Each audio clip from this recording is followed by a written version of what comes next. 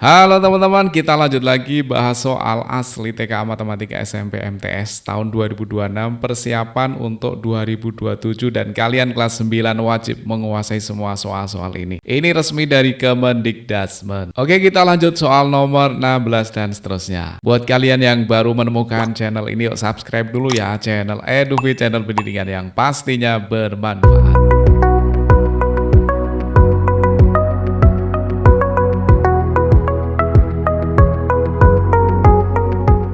Oke, langsung aja kita bahas soal nomor 16. Garis AB dan garis PQ berpotongan di titik Q seperti gambar berikut. Oke, titik potongnya di sini ya. Nilai X yang tepat adalah X itu ada di sini ya. Oke, caranya gampang banget nih teman-teman. Kalau ada garis lurus itu berarti sudutnya itu totalnya 180 derajat. Kalau siku-siku berarti 90 derajat.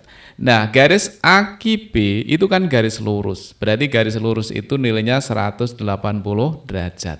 Jadi, angka-angka ini kalau kita jumlahkan harus sama dengan 180 derajat ya. Oke, langsung kita hitung ya. 4X. Kemudian ditambah dengan yang ini langsung kita jumlahkan ya. 72 tambah 12 nilainya 84. Sama dengan, jadi ketiga ini kalau dijumlahkan harus sama dengan 180. Oke, derajatnya nggak usah kita tulis ya. 4X sama dengan plus 84, kalau pindah ruas jadinya negatif 84. 180 dikurangi 84 itu berarti 96 ya. Langsung dikurangkan 180 kurangi 84. Maka nilai X-nya sama dengan 96 bagi 4 itu 24. Kalau gitu jawabannya adalah yang B. Lanjut nomor 17. Perhatikan gambar berikut. Berdasarkan gambar tersebut berapakah nilai B? B itu ada di mana sih? Oh, di sini ya. Oke, kalian harus tahu besaran sudut bertolak belakang dan sudut sehadap ya. Sudut B itu bertolak belakang dengan sudut ini ya. Ini bertolak belakang dan besarnya sama ya. Kemudian sudut yang ditanyakan ini besarnya sama dengan 46 derajat. Kenapa? Karena sehadap ya. Jadi kalau sehadap itu sudutnya nilainya sama ya. Jadi sehadap itu nilainya sama. Kalau di sini 46 berarti yang ini juga 46 derajat. Nah, sudut bertolak belakang itu besarnya sama ya. Maka nilai B-nya sama dengan 46 derajat. Karena sudut bertolak belakang besarnya sama. Oke. Jadi B sama dengan 46 derajat, yaitu jawabannya adalah yang A. Oke, lanjut nomor 18. Perhatikan gambar jaring-jaring prisma segitiga berikut.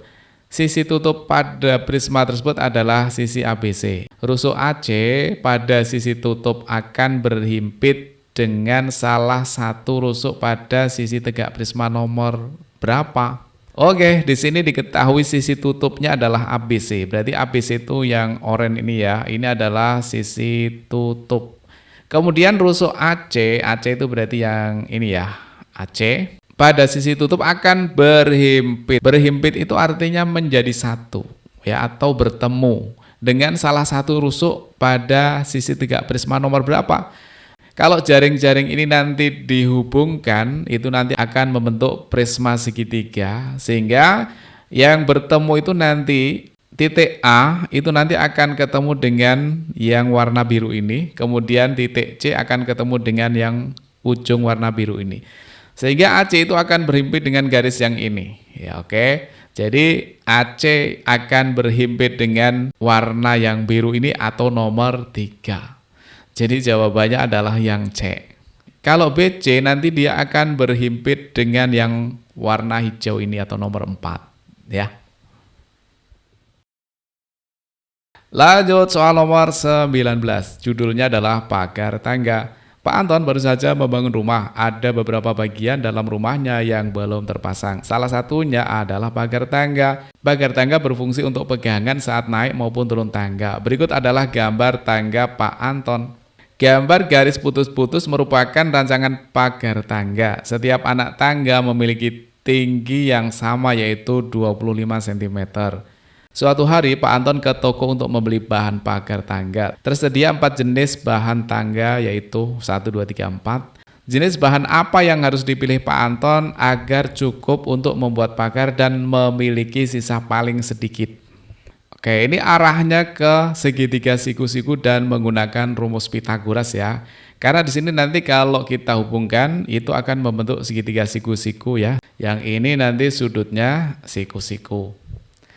Oke, sekarang kita hitung panjangnya. Untuk yang bawah ini sudah jelas panjang 150 cm.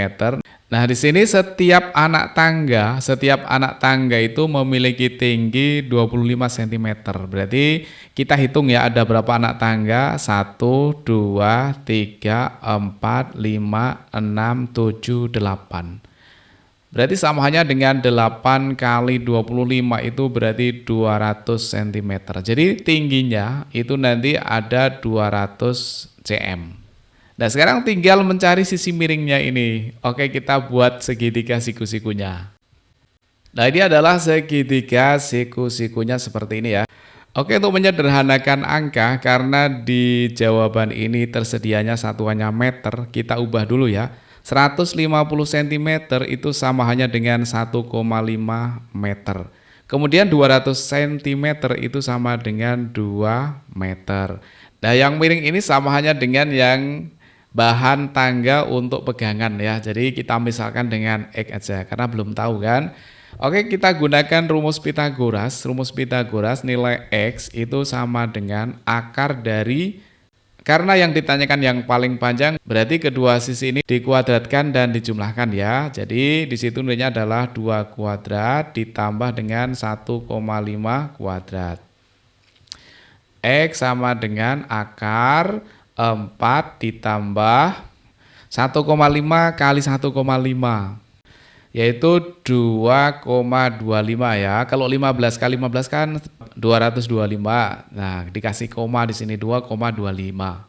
Maka nilai X-nya sama dengan akar dari 4 tambah 2,25 itu 6,25. Nah, akar dari 6,25 itu adalah 2,5. Jadi panjang bahan pagar itu adalah 2,5 meter ya. Oke, yang ini kita hapus ya, kita pindah ke sini. Tadi 8 kali 25 sama dengan 200 cm. Yang ini kita hapus. Nah, karena di sini ada 2 bahan untuk pegangan ya, kiri dan kanan ya, yang pertama dan yang kedua, maka totalnya dibutuhkan tuh kan sama dengan 2,5 kali 2. Berarti dibutuhkan 5 meter. Jadi totalnya dibutuhkan 5 meter itu minimal ya, nggak boleh kurang. Oke, kita cek untuk yang pertama, pagar bahan kayu jati sepanjang 6 meter. Oke, kalau 6 meter berarti dia masih sisa ya. Sisanya berapa nih? Sisanya karena di sini tersedia 6, kemudian yang dipakai itu 5, berarti sisanya adalah 1 meter. Kemudian yang kedua, pagar bahan kayu meranti sepanjang 4 meter. Kalau 4 meter masih kurang ya, kan butuhnya 5 meter. Jadi yang ini tidak bisa, masih kurang bahan ya. Kemudian yang ini pagar bahan besi sepanjang 5,5 meter. Nah, ini bisa ya, berarti dia masih sisa. Sisanya yaitu 5,5 dikurangi 5. Jadinya adalah 0,5 meter. Jadi masih sisa 0,5 meter.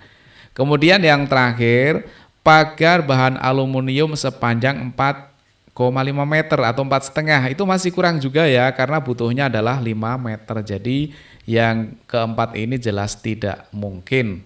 Nah, karena yang ditanyakan itu adalah jenis bahan apa yang harus dipilih Pak Anton agar cukup untuk membuat pagar dan memiliki sisa paling sedikit. Sisa paling sedikit ya berarti yang 0,5 dibandingkan dengan yang 1 meter. Oke, jadi jawabannya adalah pagar bahan besi.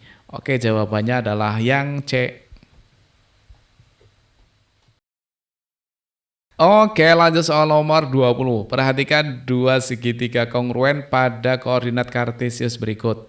Diketahui titik Q sama dengan titik K. Segitiga PQR akan ditranslasikan oleh T sama dengan min 4, min 2. Bayangan segitiga PQR dan segitiga KLM akan saling Oke, yang ditanyakan adalah bayangan segitiga PQR ya. Di sini adalah P, ini Q, yang ini adalah R. Kemudian di sini ditranslasikan. Ditranslasi itu artinya digeser ya.